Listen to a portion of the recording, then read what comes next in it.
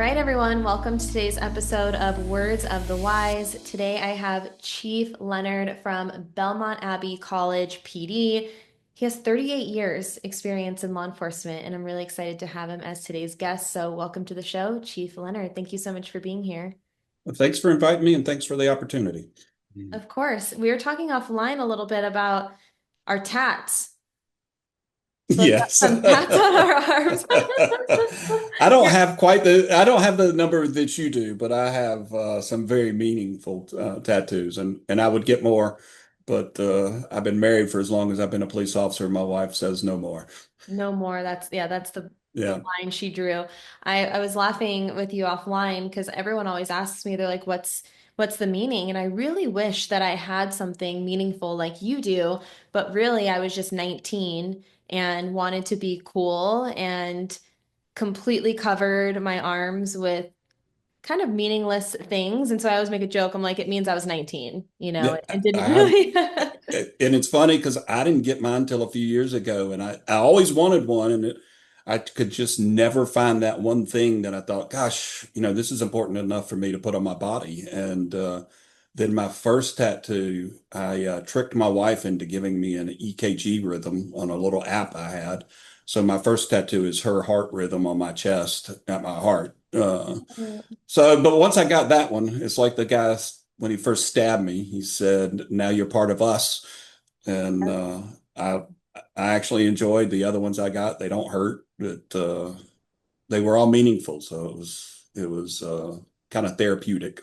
Yeah, 100%. Like I said, I wish I was like you and I had really, really meaningful things, but yours are also really well done. And I think that comes with being older and making wiser decisions with what you put permanently on your body. On your So. body. Absolutely.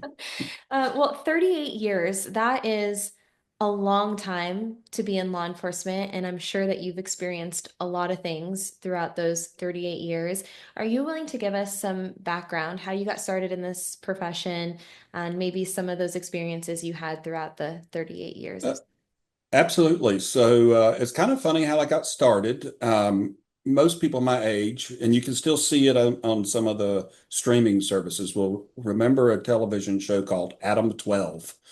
And now there was another one then that was called Emergency, and they kind of fed off of each other. But Adam 12 is probably one of the worst now if you watch it, police shows uh, ever invented. But I was 12 when that show was on, and I would watch that. And at the same time, my next door neighbor married a police officer, and so he moved in, and his name was Donnie, and Donnie had a police dog named Colorado.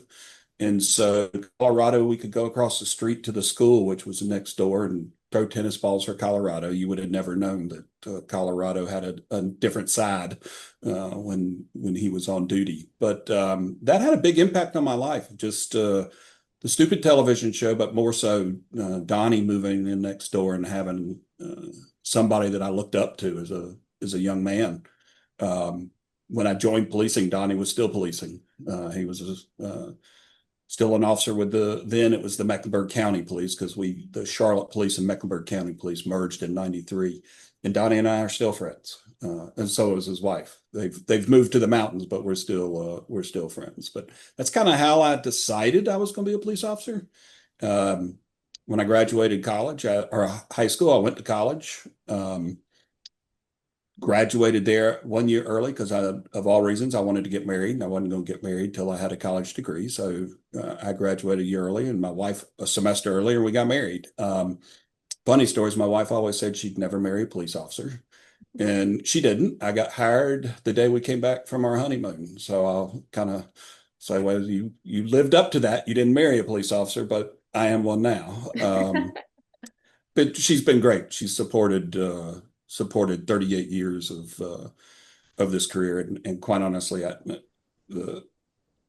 just not knowing what a spouse goes through uh, from being married to a police officer, and the especially with my personal journey with my own mental health, probably some of the times that I really caused stress in our marriage that was related to my employment. But anyway, so like most police, I started on patrol. I spent not a whole lot of time on patrol. I got very fortunate and was selected to go into investigations after being a patrol officer for about 18 months. And investigations, the way it started, you start off doing just property crimes, and then if you stay long enough, you move up to crime against person. And about that time, I was a crime against person detective at the county, and then we merged and became Charlotte-Mecklenburg Police, and I went over as a homicide detective. So got to experience more more homicides than I did at the county. Um, got promoted from there, went back to the road as a supervisor, and then came back to investigations as a internal affairs sergeant. Spent 5.5 years there, then promoted up through the ranks, made captain, went back to patrol, back to investigations, back to patrol, made major, went back to patrol, and then finished out my career. I was the major over criminal investigations for Charlotte-Mecklenburg Police at the time. And that I retired in 2012. I had 25 years service at the time. I was medically retired because I had damaged my left shoulder to the point that the doctor for the city would not sign paperwork saying I could go back, and he said it was time to be done. So I retired. Didn't quite realize how much that impacted me, but I know, being honest with myself now, when the doctor told me he wasn't going to allow me to go back to policing, I sat in the parking lot and cried. Uh, I really, this is just a career that I felt like I was supposed to be at and didn't know what I was going to be doing at that point. Didn't know God had another plan for me. So it worked out. But went home after retiring, and I sat around the house for about 2 weeks. And at the time, I was on pain medicine for my shoulder and decided that's not how I was going to live, and made a decision to have my shoulder joint replaced. Uh, Once that was replaced, I was very fortunate. I had a good friend who was a chief of a small department, and he said, "Look, you can come be a reserve for us." So I joined his department as a reserve and stayed doing that for a few years while working in corporate America. And as I shared, I didn't enjoy corporate America. Worked for some great companies. It just was not my thing. And I was given an opportunity to be the interim chief at where I am now at Belmont Abbey College, and um, fell in love with this location. And the fact was, I was rebuilding a police department because the officers who were here had left. There for a little bit, I was just hiring off-duty officers to cover our campus, but worked with the college to make a decision we were going to only hire retired officers. And so that's what this department is built on. So that's kind of where I've gotten to where I'm at here. Um, I wish all officers could experience what a small, in this case, Catholic private college environment is like.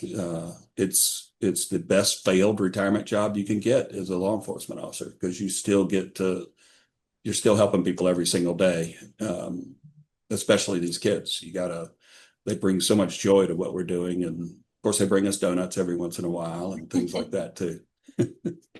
I love that. Thank you for sharing. I wanted to touch on a couple of things that you said. One, you said that you wanted to get into this profession because there was someone else who you knew that you looked up to. Do you think that that impacted the way that you operated and led yourself throughout this career, that you also wanted to be someone that other people look up to? Did you ever think of it that way? I never thought about outside people looking at me, but once I started making rank, I did. I was very fortunate. I had some really good training early on that, uh, as a supervisor, really taught me more about leadership than supervising and managing. And with leadership, you really are trying to meet people where they're at and influence their uh, decisions and help them make valued choices. And so, more so as a supervisor, as I came up, I do believe that, um, I was acting the way I was and doing what I was doing so that I might have other people follow in those footsteps. But I didn't feel that way as a young police officer. I think too, like when you have people in an organization who are leading that way and saying, hey, I want to lead by example and I want to be an inspiration for others to, conduct themselves in this way too and to strive to be better. I think that sounds to me like it's a part of retention. You're creating that culture within your organization where people are trying to be the best versions of themselves and they have people to look up to. Do you feel like that's I true? do, especially here. I'm blessed. I really do. I have a waiting list of people that would like to come work at this department. And it's not because we pay a ton of money. It's not because, I mean, we do have really good benefits, but it's because of this environment. And not just with me being the chief, because I don't look at myself really different than anybody else that's here. But I absolutely believe that when you have people that are engaged in leadership and engaged in what people are doing, it makes a big difference in who wants to continue to work and who's going to do the good job. Yeah, 100%. And I know in talking to you offline, there were quite a few things that you've gone through in your career that has impacted your mental health. Are you willing to share some of those things and how that happened and maybe some of the resources that have helped you along the way? Yeah, absolutely. So, as I shared with you, I really didn't know I thought what I was feeling was normal. Um, I looked at, you hear about post-traumatic stress, and I had this vision of post-traumatic stress being either one from military or two, somebody being involved in a critical incident with one particular incident. You're involved in a shooting or something like that. I didn't think about post-traumatic stress being um, a career experience. In fact, it was a friend of mine who kind of opened my eyes a little bit about it, but I still didn't see the writing on the wall when he said he was starting a mission for dealing with first responders and post-traumatic stress. He's a retired FBI agent, and he said, you can't walk through mud for 30 years and expect to have clean boots. And um, that is so true. Yet first responders, police, fire, medic, even ER nurses, there are people that think that they can do this for a long time and it not have an impact. Um, and there are people that can do that, but there's also a lot of people that can't and think they can. And I think that's where I was.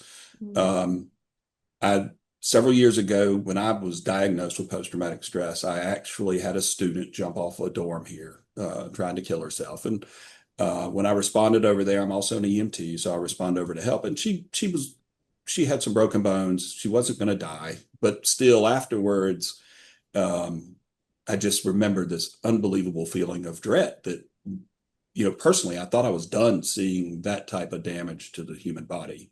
I mean, unfortunately I saw a lot with Charlotte, and um, after the emergency was over, after all the kids that were there who saw it were taken care of, I mean, I called our counselor over to deal with them.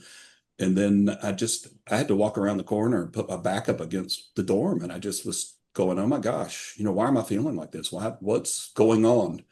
And I don't know why this was any different than what I'd seen over my career, but I made the decision then that I was going to call somebody. And so I took advantage of our employee assistance program, found out who I could call, and reached out to a counselor. And I will say, I encourage officers to trust that system.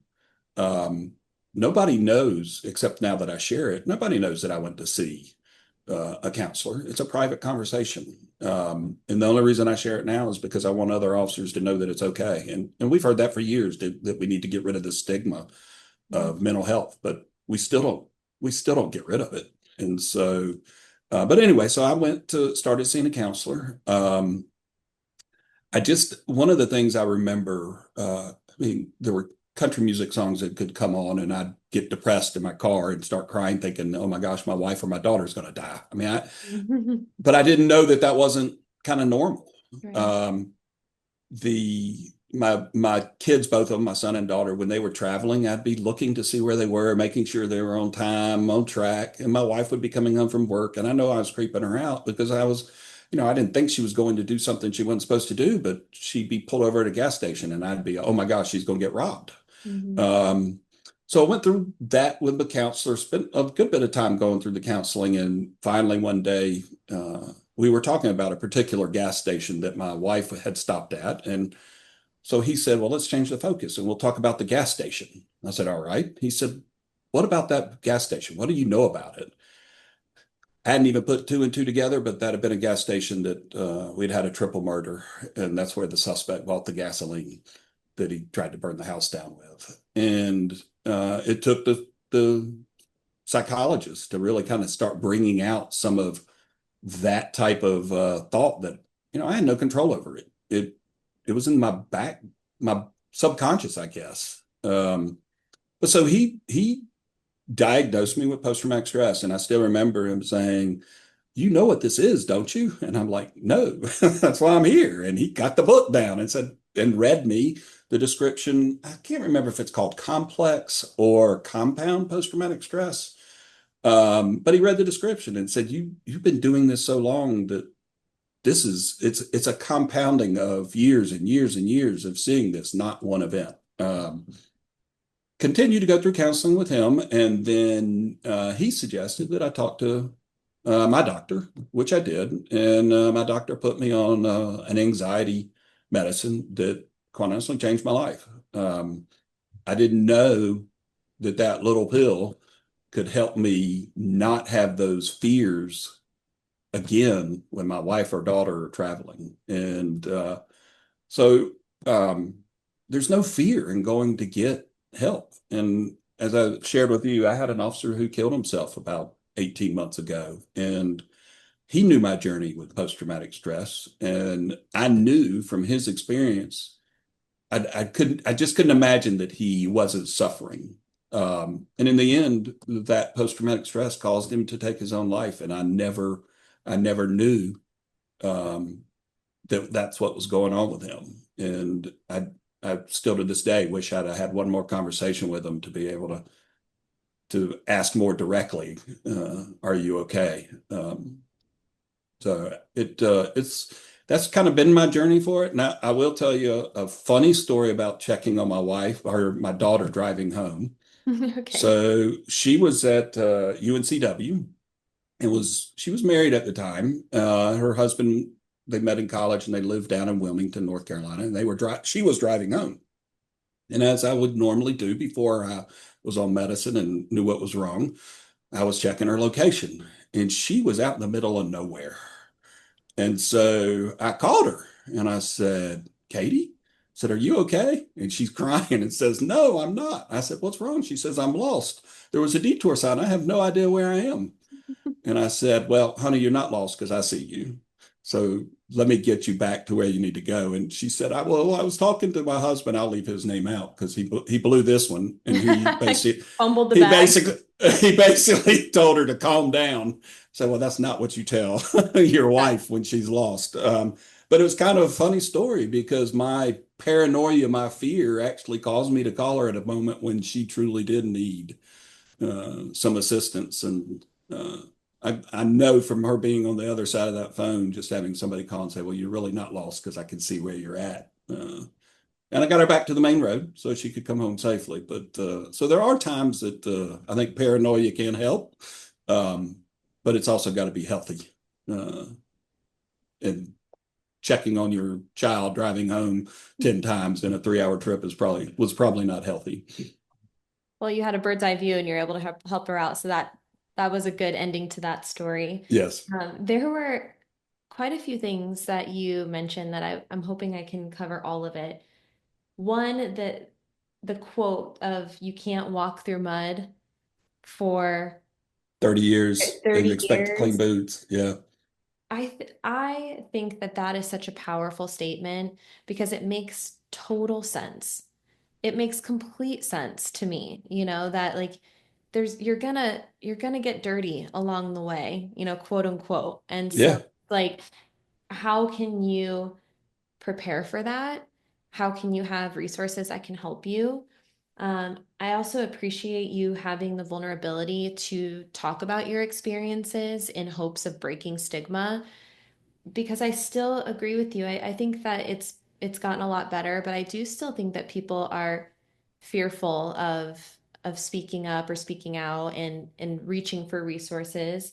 And when we talked right before this, you made a comment that I thought was so powerful. And I think that this is a part of breaking that stigma. As you said, I took ownership of my PTSD. And then one of your meaningful tattoos that you have is about that. And so, I think when you can feel empowered about it and say, you know what? Yes, I did need help and these things did impact me and I did seek resources. And now I feel more free. I feel more mentally well. And now I feel like I can be that voice for others and help other people. I think that's so powerful. And my hope is that anyone who is listening to this, if you are dealing with something and you do need help, that you feel that same empowerment and ownership over the things that you're going through to be able to seek those resources.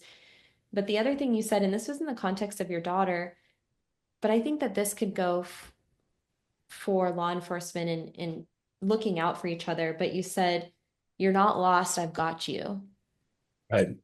and I think that goes back to what you said of like, I just maybe wish I would have been able to like speak to that person one more time and ask directly or, and I think everyone feels that way. It's like when you experience such a tragedy like that, I think everyone has that hindsight of like 2020 of like what could have been done better. But I think that as a community, if we can look at, you know, the person beside you and say, you're not lost, you're not alone, I've got you, Right. like I've been through it too, and band together as a community, I think there's so much power and strength in that.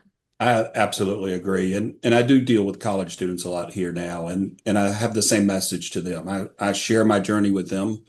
Mhm. I can't imagine what it's like growing up as a kid today. That iPhone or social media that's in front of you, and but I'll share it with adults or kids. But I do think that people need to know that there are people that got you.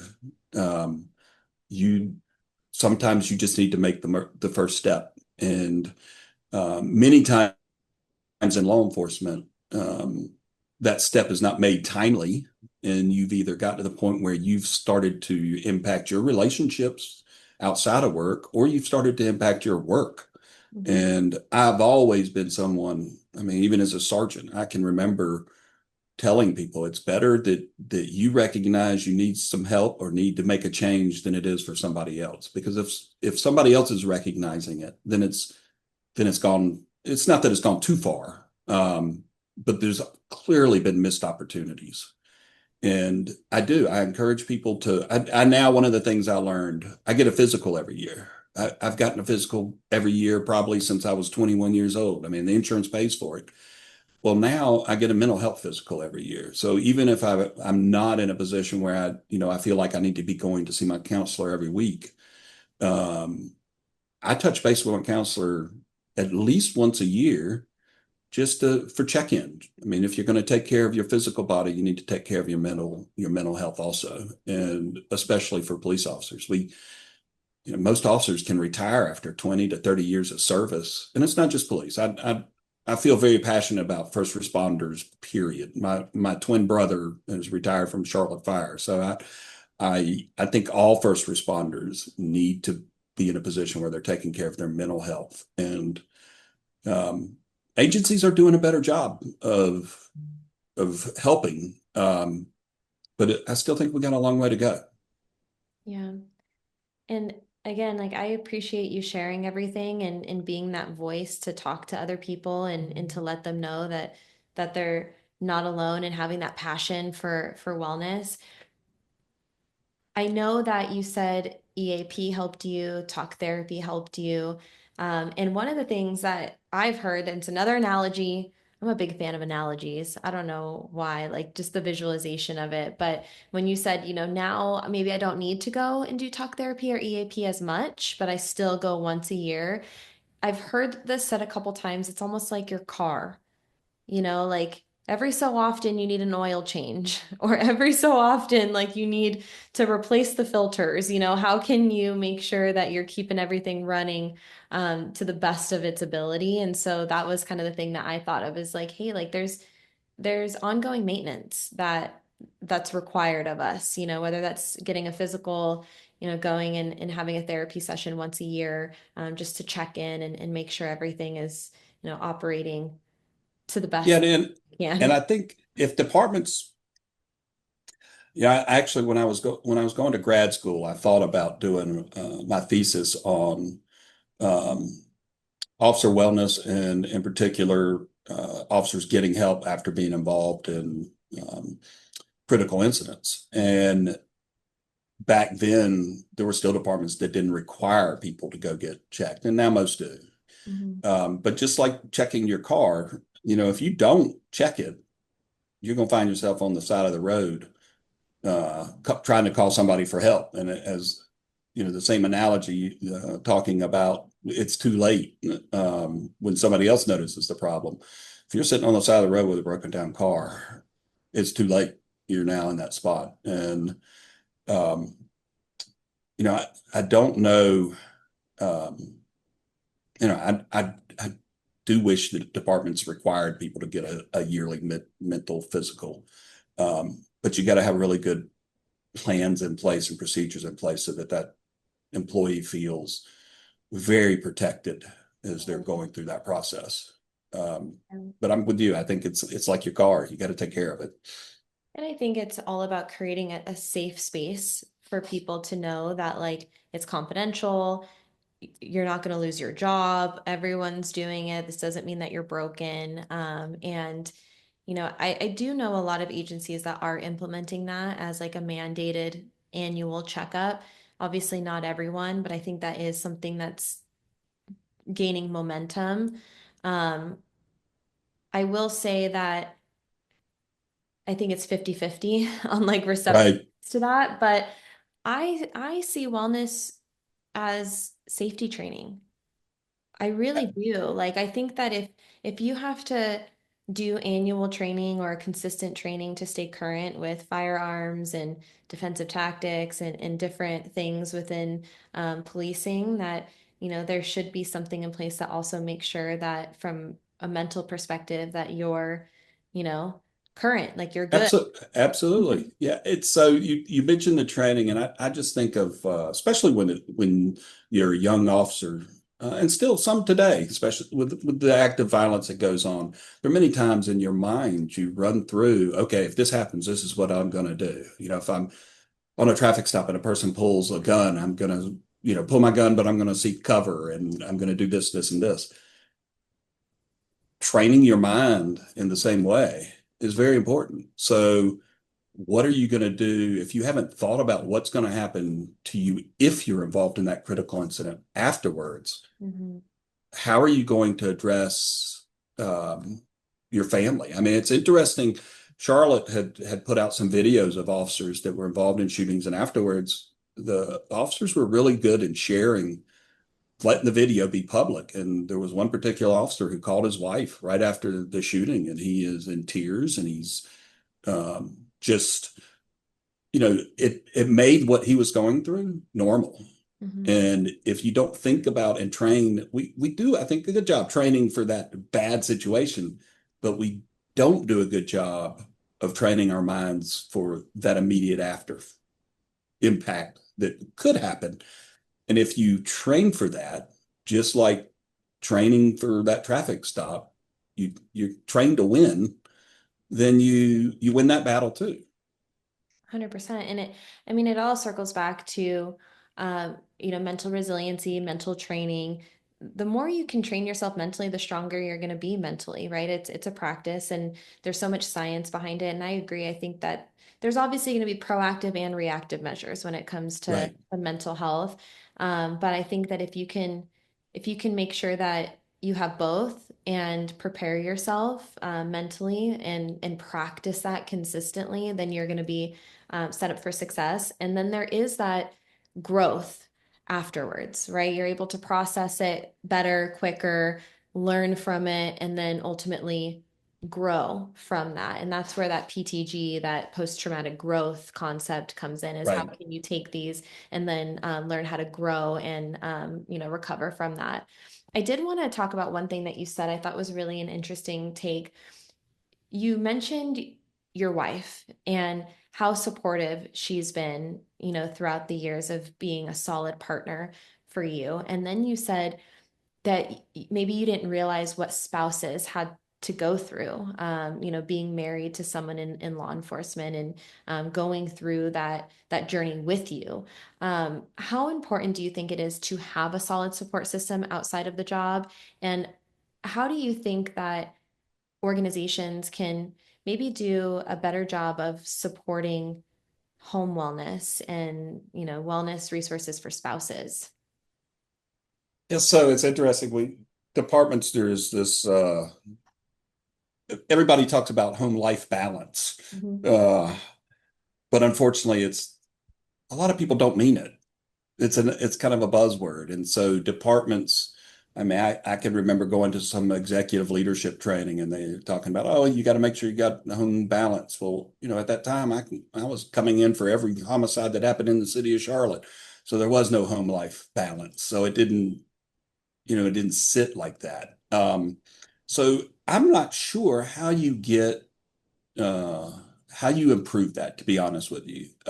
So much of that is also going to depend on the partner, the spouse, their willingness to put themselves out. And I do think there's a lot of police spouses that don't want anything to do with the police department. They don't want anything to do with what their spouse does at work because they already take enough time away from the home life, and they probably see the changes that are going on in that person's life. And um, I I just don't know that there's yeah, I don't know the answer to that because I think you've got a lot of spouses that um, probably struggle with that, with what's going on there, and just do a really good job of hiding it or um, being the supportive partner without sharing what they're really feeling.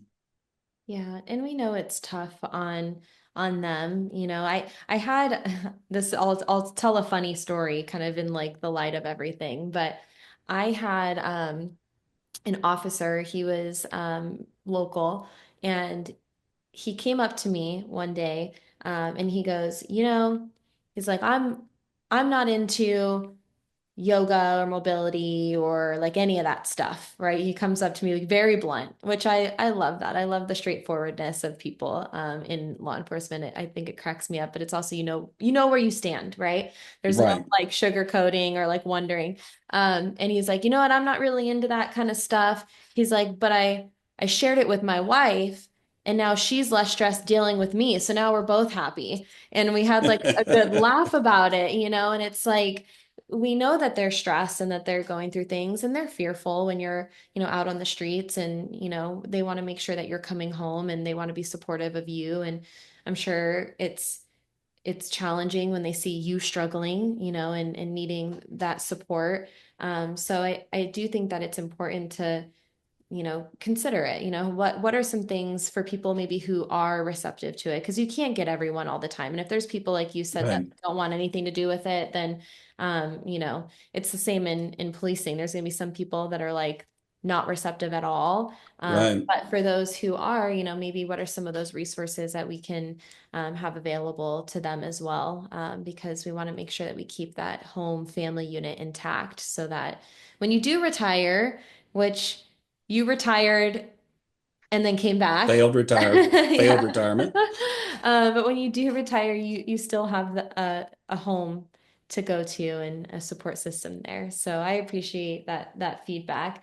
One of the things that we talked about was retirement and kind of your experience with that. And I know that you have quite a few maybe individuals who work with you that have also retired Yes. and came So back. all the officers that work for me are retired. I just when I was retired and working in corporate America, and I worked for some great places, but I just didn't feel like I don't know, I didn't feel valued and I didn't feel like that I was doing something that was for the greater good and working as a team. And policing is like that. And so I didn't know my path would be to get back into policing. But I did. And it was immediate apparent to me that one of the things I was missing was being part of something that was bigger than myself.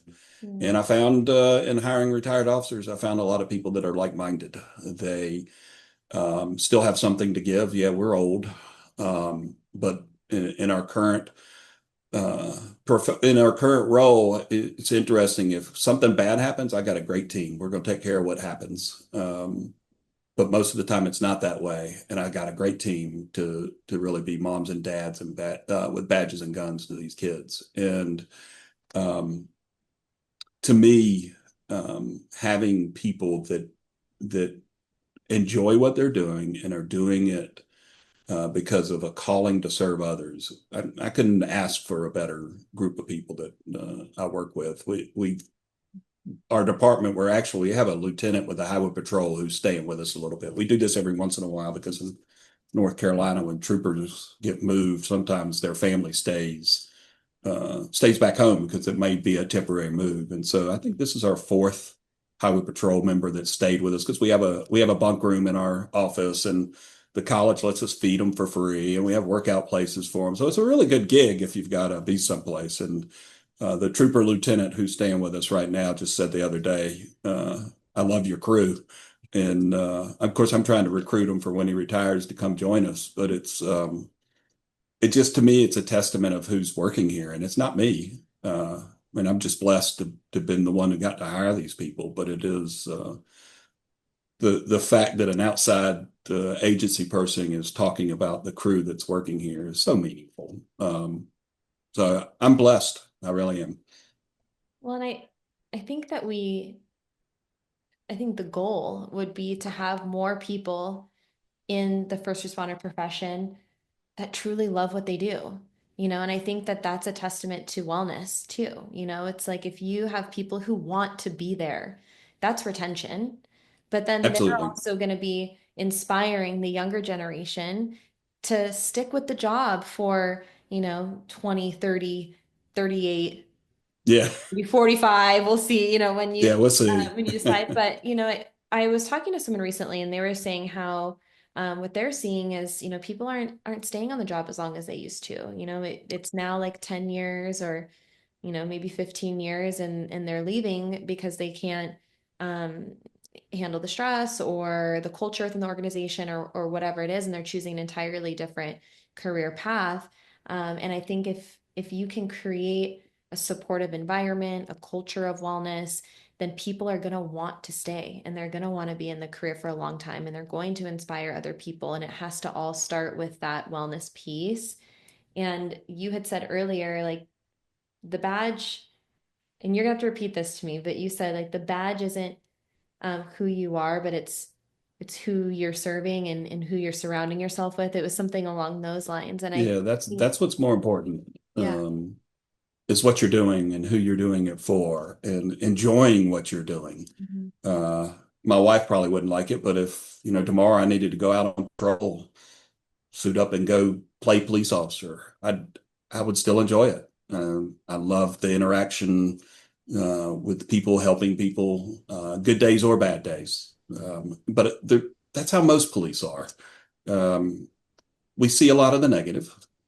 And unfortunately, that has a lot of impact on what you're talking about with the retention is just how people view police. And then police start to view that themselves and can believe that that's how the public feels. When at the end of the day, most of our police officers are very good. They show up to work every day. Most of our first responders, they want to do the job they're doing.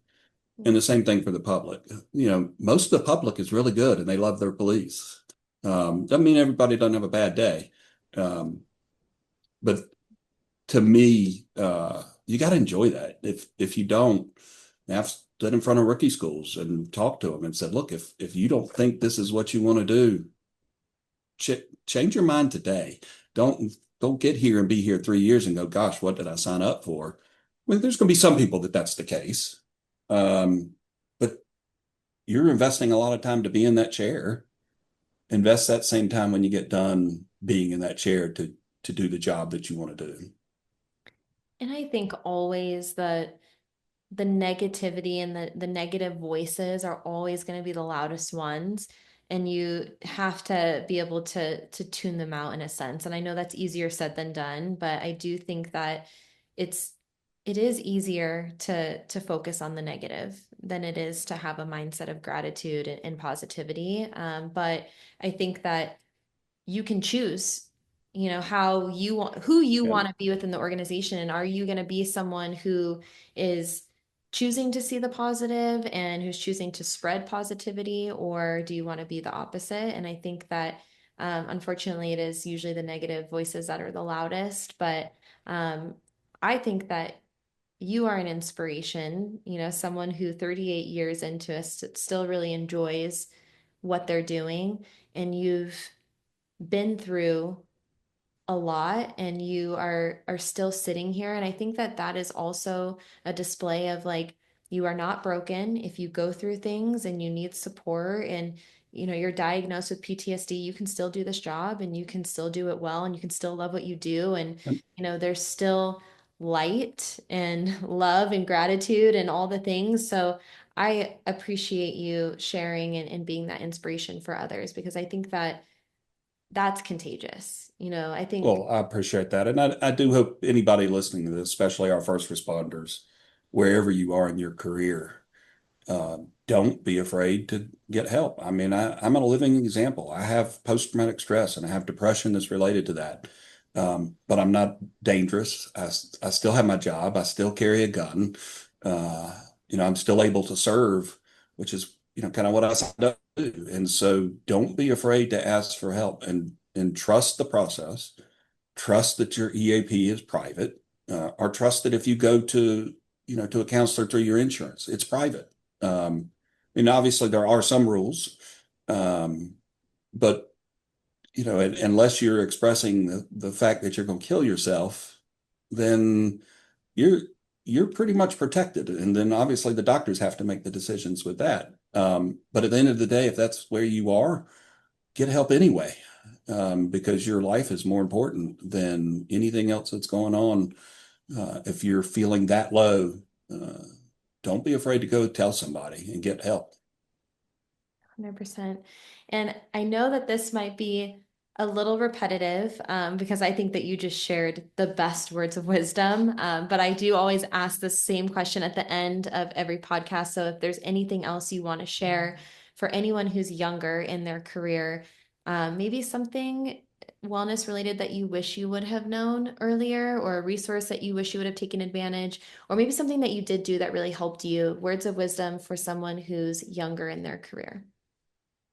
Well, so one word of wisdom I'm going to repeat, and that is you can't walk through mud for 30 years and expect clean boots. And I'm going to give credit to the person who said that. His name's Sam Feemster. Sam is a retired FBI agent. His uh, brother is a retired police officer, and his brother's wife is a retired police officer. But like me, she failed retirement. She's now working with me. So that would be my first advice, is just to realize this career can impact you, and um, owning it, owning what happens to you, owning that when you see something that disturbs you, owning that part of your response to it, and realize you're normal. That's not, anybody that sees violence, it has an impact. I'd be more worried if it didn't. Mm. So own your journey. It's not a negative journey. It's your life. Own it. I love it. Thank you so much. I appreciate your time so much, and thank you for being vulnerable and sharing. And yeah, all I can say is thank you. Really You're grateful that welcome. you're here. Again, I appreciate the opportunity. Of course.